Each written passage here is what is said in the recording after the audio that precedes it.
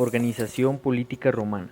La organización política romana se ha caracterizado por muchos años por ser el ejemplo a seguir en todas o en casi la mayor parte de las sociedades antiguas y modernas.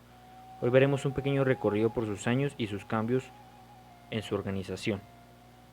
La leyenda nos cuenta que todo empezó cuando Rómulo y Remo, hermanos gemelos, hijos del dios Marte y descendientes de Eneas, cuando estos cumplieran su mayor edad, debían reclamar el reino que tenían por derecho.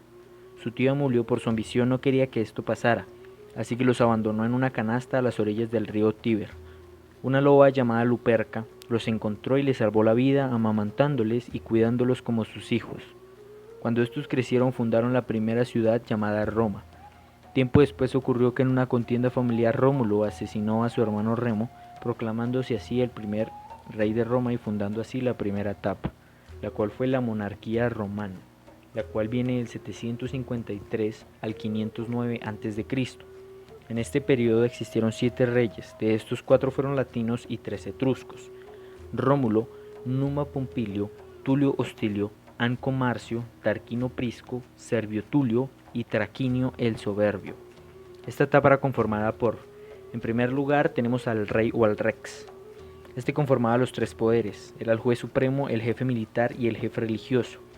Era vitalicio, su poder o cargo no era heredado, y era el jefe supremo del Estado, pero nunca o no tenía el poder absoluto, porque aunque era el jefe supremo, este tenía limitaciones con el poder del Senado y los comicios. En segundo lugar tenemos a los magistrados, las cuales eran magistraturas. Estos eran ministros con el poder ejecutivo. Igual existían muchas magistraturas, pero las 3 más importantes eran el tribuno Cecerum. Estos eran los que tenían por ocupación el ejército, la armería y todo lo que tenía que ver con esto. Los colegios sacerdotales. Igual que el anterior, habían muchos colegios, pero el más importante era el colegio de los pontífices. Entre el superior se le llamaba el pontífice máximo, el más relevante de todos los magistrados, como lo podemos ver hoy en día en la religión católica cristiana, quien tiene al sumo pontífice como el mayor exponente religioso ante sus creyentes. Y el inter rex. Este era el magistrado encargado del lapso o tiempo que pasa cuando muere un rey o cuando se espera para elegir a uno nuevo. Y en tercer lugar tenemos a las asambleas, y las asambleas se dividían en 2. Tenemos al Gran Senado. Este era el conformado por los sabios. ¿Y quiénes eran los sabios en ese tiempo? Pues los ancianos. Los más antiguos eran los que más tenían inteligencia o sabiduría. Para ser exactos, eran 300 ancianos patricios los que conformaban el Senado. Los comicios. Estas eran asambleas hechas por el pueblo, pero dirigidas por las curias. Estas eran las que colocaban representantes. El conjunto de todo esto se le llamaba la comitia curiata. Esto aún lo vemos hoy en día como los periodos de votaciones donde se forman estas asambleas del pueblo y escogen a sus representantes. La segunda etapa fue la República Romana. Esta viene del 509 a.C. al 27 a.C. En esta etapa todo se multiplica o hasta se triplica. El rey desaparece y se le es sustituido por 2 cónsules.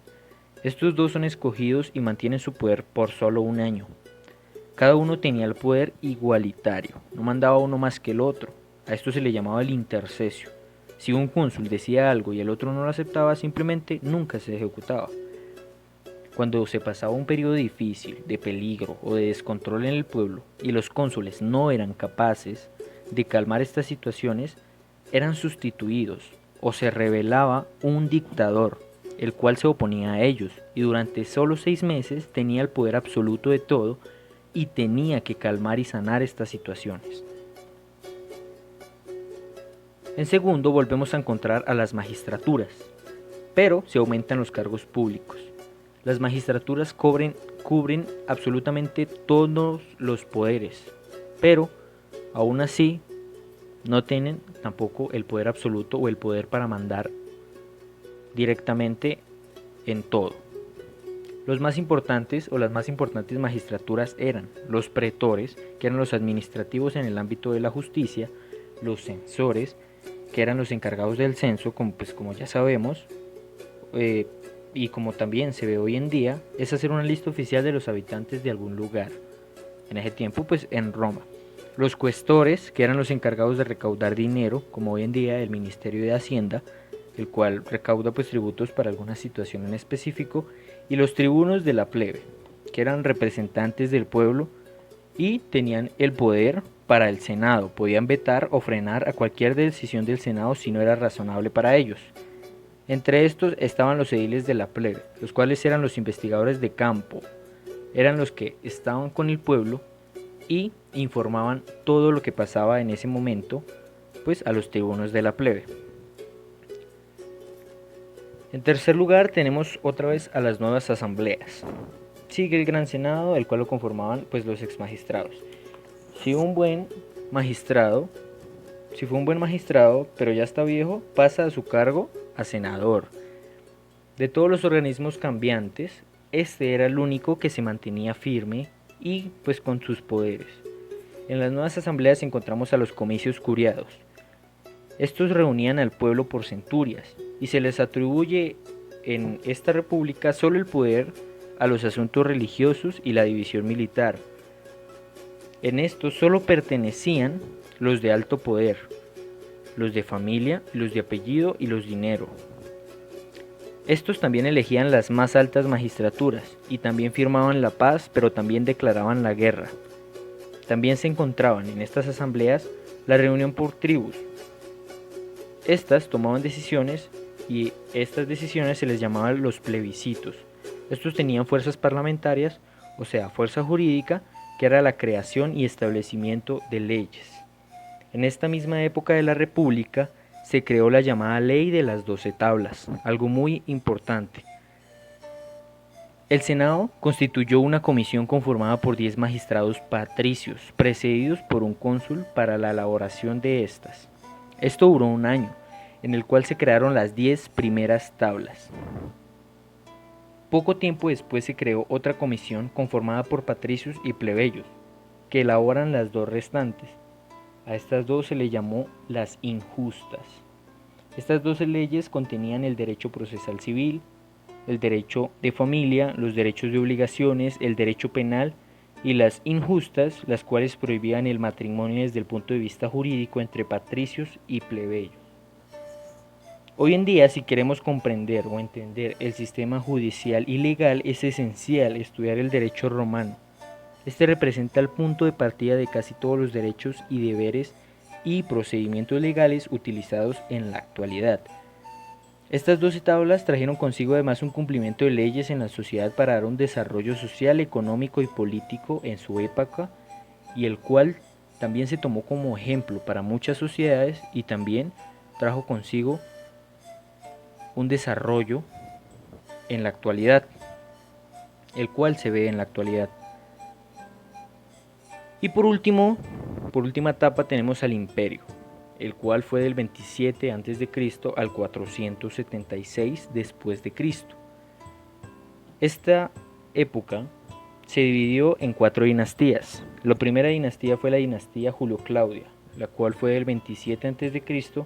al 69 después de Cristo.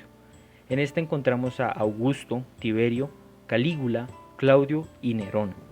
La segunda dinastía fue la dinastía Flavia, que viene del 69 después de Cristo al 96 después de Cristo.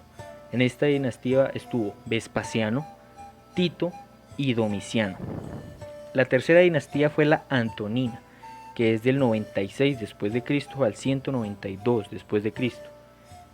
A esta dinastía también se le llamó la dinastía de los 5 emperadores buenos. En esta estuvo Nerva, Trajano, Adriano, Marco Aurelio y finalizó con Cómodo.